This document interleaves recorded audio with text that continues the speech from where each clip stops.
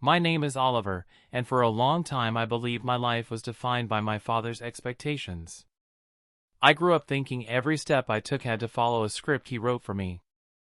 I never questioned, never challenged him, I just obeyed. And until recently, I genuinely thought that was normal. But everything changed the day I landed the biggest contract of my life. I remember exactly how I felt when I got the offer, a mix of pride, relief, and disbelief. A $300,000 a year contract. It wasn't just a number, you know? It was a symbol that all those sleepless nights, all the sacrifices, all the effort, had finally paid off. For a few minutes, I truly felt like I owned my own story for the first time. But along with the joy came a fear I tried to ignore. I knew that at some point, I'd have to tell my father. And whenever something big happened in my life, I reverted back to that child trying to guess whether he'd be satisfied, irritated, or disappointed. Even as an adult, I was still stuck in that emotional loop. After mentally rehearsing for hours, I finally decided to call. My hand shook slightly, which annoyed me. It was absurd that he still had that effect on me. But I took a deep breath and dialed. He answered with that cold tone as always, like talking to me was always an interruption of something more important. When I told him about the contract, the silence that followed was suffocating. I expected anything, a critique, a sarcastic comment, even a lukewarm congratulations. But nothing. Just silence. Until he asked, "How much exactly?" in a tone that seemed more calculating than curious. I said the number. And that's when everything fell apart. He let out a short, muffled laugh, nothing that resembled joy. "Well," he said, "then we need to talk about how you're going to divide that." I actually laughed, thinking it was a joke. "Divide?" I asked. And he responded with a frightening normality, "Of course. That money isn't all yours." Something inside me froze. I asked him to explain. That's when he started listing all the reasons he believed he deserved a portion of my salary. According to him, I only got the job because of the brutal discipline he imposed on me during childhood. He spoke as if the pain had been an investment from which he now expected returns. But he didn't stop there. He said my sister also deserved a part since she suffered along with me, watching him pressure me. I was stunned. It was like he was rewriting my entire life to justify something absurd, as if none of my achievements actually belonged to me. After we hung up, I just sat there in complete silence. The news that should have been the peak of my pride now felt dirty, tainted, like someone had stepped into the most personal part of my life. I couldn't even process it properly. It hurt to realize that the one person who should be rooting for me was trying to claim my victory as his own. The following days were psychological torture. My father kept texting me, demanding an answer, preaching about family responsibility and moral duty. He tried to wrap his demands in pretty words, but I knew exactly what it was: manipulation. My mother, always trying to keep the peace, told me not to overreact. I started asking myself when exactly I had lost my voice. At what point in life had I allowed him to become the judge of everything I did? Childhood memories came flooding back, the comparisons, the constant criticism, the praise that never came. I realized his demand wasn't new. It was the summary of our entire relationship. Still, a part of me wanted to understand him. Maybe there was some twisted good intention buried somewhere. But every time I replayed our conversations, the cold and authoritarian tone crushed any attempt to justify it. He wasn't asking. He was demanding. Eventually, I talked to a few close friends about the situation. They were outraged, shocked, some even laughed nervously, not believing it. But no matter how logical their reactions were, I carried an emotional weight they couldn't fully understand. When you grow up under psychological control, breaking that cycle isn't simple. What really struck me during those conversations was how they all said the same thing: you don't owe him anything. But inside, I didn't feel that certainty. There was this voice in my head, his voice, telling me I was being selfish, ungrateful, that family comes first. It's terrifying how deep those patterns run. Even when you intellectually know something is wrong, emotionally you're still trapped in the same old dynamic. I spent nights lying awake, running through scenarios in my mind. What if I just gave him something to make it all go away? Would that be so bad? But then I'd remember that this wasn't really about the money. It was about control. It was about him needing to be the center of my success story, the architect of my achievements. And I realized that if I gave in now, it would never end. There would always be another demand, another expectation, another way for him to remind me that I was never quite enough on my own. After a lot of thinking, I decided to confront the situation head-on. I called my dad and told him we needed to talk in person. He agreed immediately, almost as if he was certain I would eventually give in. On the way there, I rehearsed everything I wanted to say, but still felt small, vulnerable. When we sat down, he didn't waste a second. He started reasserting his expectations, talking to me like someone who still depended on him. "You know your success isn't just yours," he said. "The family deserves a share." He spoke with such confidence that it took my breath away, not because of his power, but because I realized how much power I had given him. But this time, something shifted inside me. I felt a courage I'd never felt before. I took a deep breath and started talking. I talked about everything I'd swallowed for years, the pressure, the fear, the silence, the lack of recognition. I told him my success came from my effort, not from his demands. He tried to interrupt me several times, but I didn't let him. For the first time in my life, I held my ground. My heart was racing, my voice trembled slightly, but I kept going. Each word felt like breaking invisible chains that had held me captive my entire life.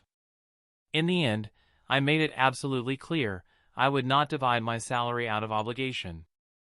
I would help my family when I chose to, but not because of emotional blackmail. I told him I was no longer that scared child trying to prove my worth. I was an adult, and this achievement was mine, and mine alone. He went silent. But not that weaponized silence he always used. This one was different. It was the silence of impact. The silence of someone who realized they were losing control. I could see it in his eyes, a mix of surprise and maybe even shame, though he'd never admit it. But something changed that day. I drove home with a heavy yet strangely light heart. The conversation had been painful, but necessary. I knew our relationship would never be the same. But for the first time, I felt I wasn't abandoning my identity, I was finally discovering it. The weeks that followed were strange. I kept expecting him to escalate, to bring out bigger weapons, to rally the whole family against me. But he didn't. Instead, there was just distance. And in that distance, I started to see our relationship more clearly. I realized that so much of what I thought was love was actually conditioned approval. I performed, he approved. I didn't perform, he withdrew. There was never just acceptance of who I was. What surprised me most was my own grief. Even though I knew I'd done the right thing, I mourned the father I'd always wanted but never had. I mourned the relationship I'd hoped we could have. And I had to accept that sometimes, choosing yourself means losing something you desperately wanted to keep. But you can't set yourself on fire to keep someone else warm, even if that someone is your parent. In the months that followed, my father reduced contact. Not out of wounded pride, but because he realized the old version of me no longer existed. I didn't respond with fear anymore. I didn't accept unfair demands. And somehow, that reshaped the way he spoke to me, still rigid, still distant, but less controlling. My mother kept trying to mediate, as always. She said he just wanted to be part of my success, but I knew that wasn't true.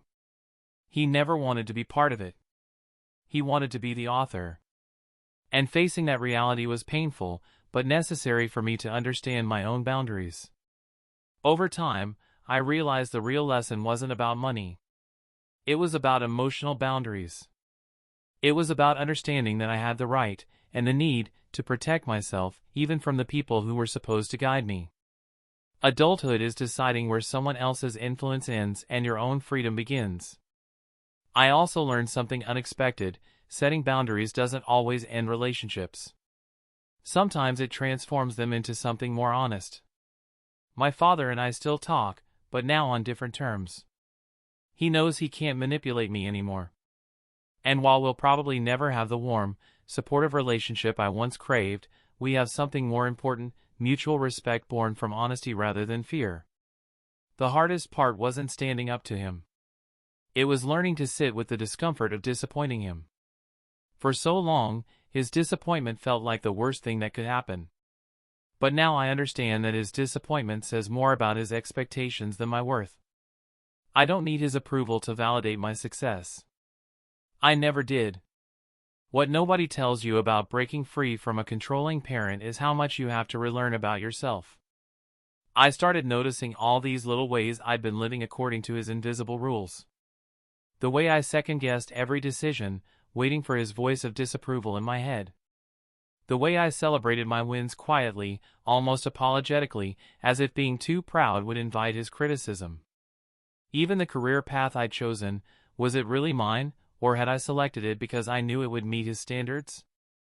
I started therapy a few months after our confrontation. At first, I resisted the idea. It felt like admitting weakness, like I couldn't handle my own problems. But my girlfriend at the time gently pointed out that I'd been carrying this weight for decades, maybe I needed help putting it down. She was right. In those sessions, I began to unpack years of conditioning I didn't even know was there. My therapist helped me see patterns I'd been blind to. Like how I attracted relationships where I had to constantly prove my worth. How I overworked myself, not just for success, but because rest felt like failure. How I apologized for things that weren't my fault, a habit formed from years of walking on eggshells around my father's mood. It was like discovering I'd been wearing a heavy coat my entire life and never realized I could take it off. One of the most painful revelations came when I started examining my relationship with my sister. We'd always been close, or so I thought.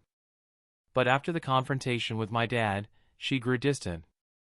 She never said it outright, but I could feel her resentment. In her eyes, I was the one disrupting the family peace. I was the one being difficult. She'd learned to cope with our father by becoming invisible, by never making waves. And my rebellion threatened that survival strategy.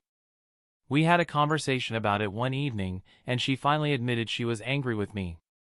"You made everything harder," she said. "Now he's even more impossible to deal with." I felt like I'd been punched in the stomach. I'd hoped she would understand, maybe even feel liberated by my stand. But instead, she saw me as selfish. It took me a long time to accept that we both survived the same household in different ways, and neither of us was wrong, we were just different. The professional side of my life changed too, in ways I didn't expect. With the emotional bandwidth I'd been using to manage my father's demands, I suddenly found myself more creative, more confident at work. I pitched ideas I would have previously been too afraid to suggest. I negotiated for things I wanted instead of accepting whatever was offered. It was like I'd been operating at 60% capacity my whole career, and suddenly I had access to the full 100%.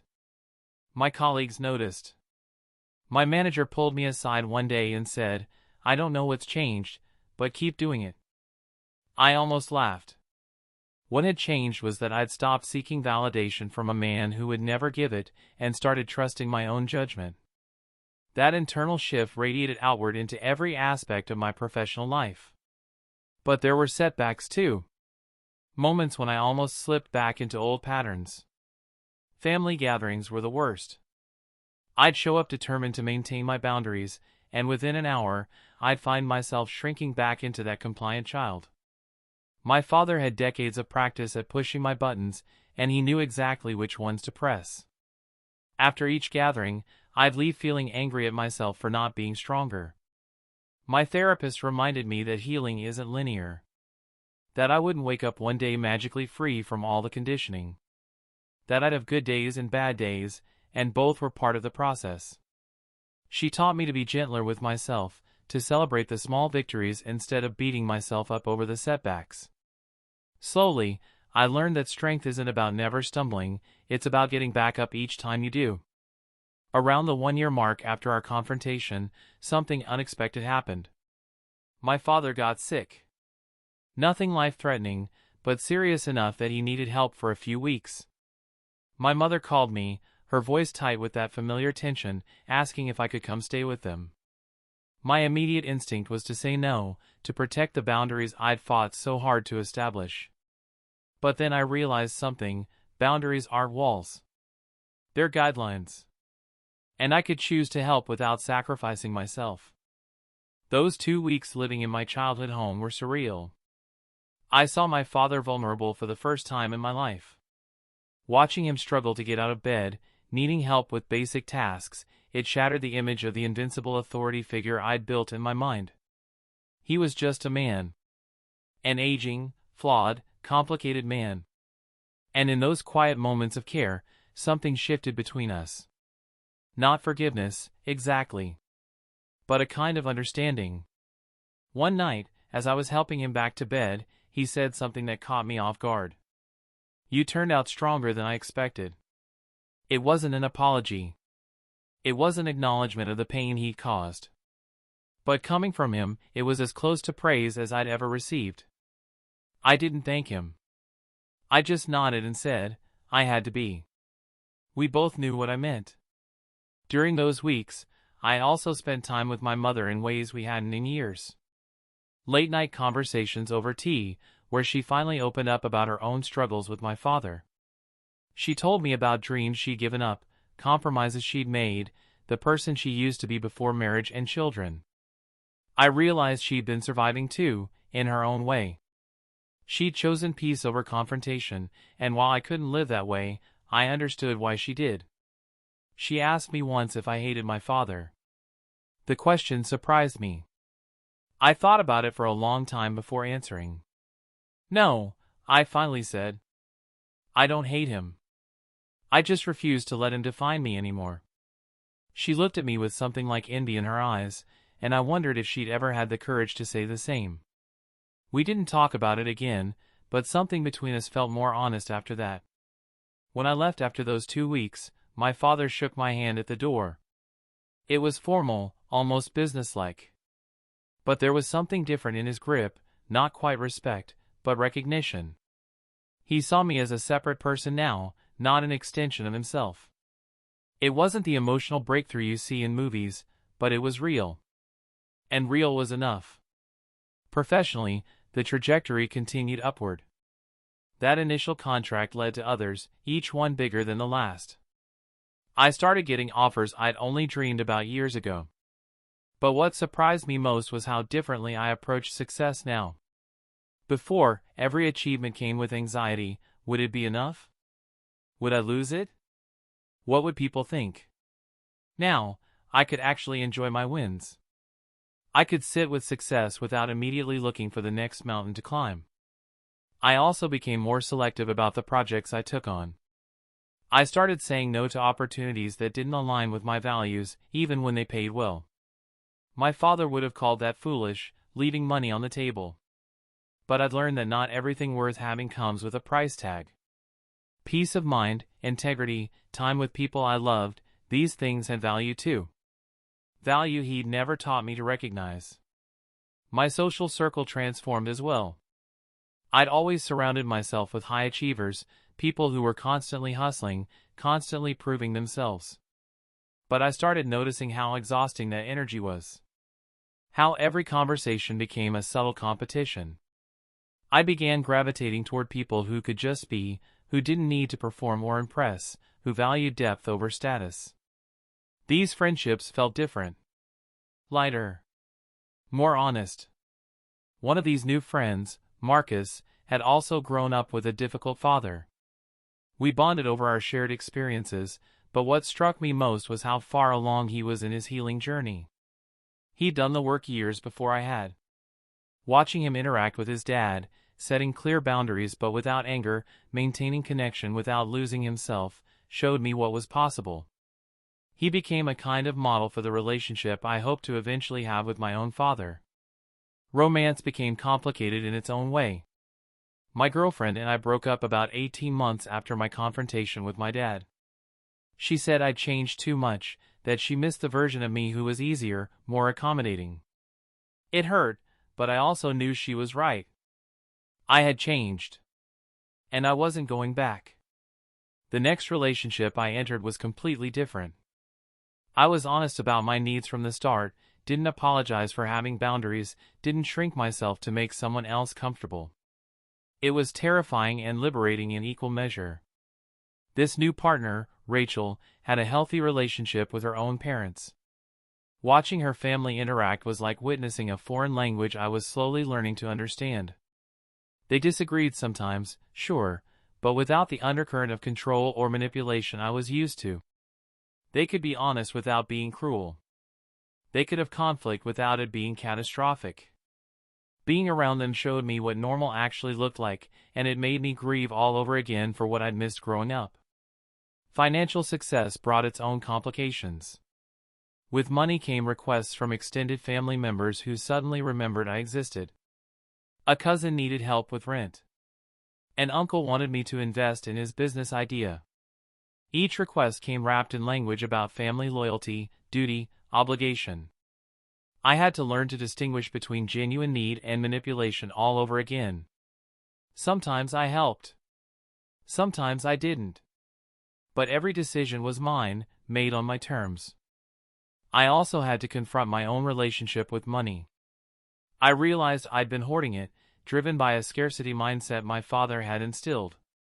He'd always acted like we were one bad month away from disaster, even when we weren't. I caught myself doing the same thing, refusing to spend on things I enjoyed, feeling guilty about every purchase. My therapist helped me see that this too was a chain I needed to break. Money was a tool, not a measure of my worth or a shield against my father's judgment. Looking back, I now see that it all started with that one sentence, that money isn't all yours. In the moment, it felt cruel, unfair, absurd.